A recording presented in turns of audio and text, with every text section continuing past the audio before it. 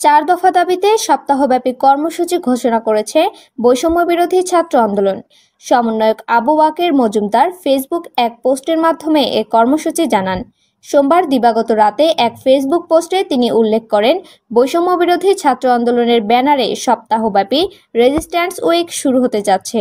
এই কর্মসূচির অংশ হিসাবে মঙ্গলবার সারা দেশে যে সকল স্থানে আমাদের জাতীয় বীরেরা বৈষম্য বিরোধী আন্দোলনে শহীদ হয়েছে সেসব পয়েন্ট অভিমুখে রেড মার্চ কর্মসূচি পালিত হবে।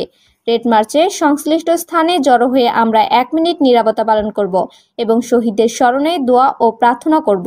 দাবিসমূহ: ফাঁসিবাদী কাঠামোকে ব্যবহার করে আওয়ামী লীগ দল ও সরকার যে হত্যাযজ্ঞ চালিয়েছে সেগুলো দ্রুত বিচার নিশ্চিত করতে বিশেষ ট্রাইব্যুনাল গঠন করতে হবে।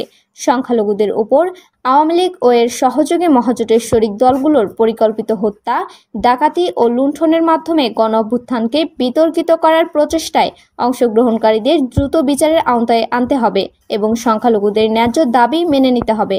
প্রশাসন ও বিচার বিভাগে যারা ছাত্র জনতার অভ্যুত্থানে হামলা, মামলা এবং হত্যাযজ্ঞকে বৈধতা দিয়েছে এবং ফাঁসিবাদী ব্যবস্থা বারংবার কায়েমের চেষ্টা করেছে, তাদের দ্রুততম সময়ে অপসারণ ও নতুন সরকারে তাদের নিয়োগ বাতিল করে বিচারের আওতায় আনতে হবে। প্রশাসন ও বিচার বিভাগে যারা এতদিন বৈষম্যের শিকার হয়েছে তাদের জন্য দ্রুততম সময়ে সুযোগের সমতা নিশ্চিত করতে হবে।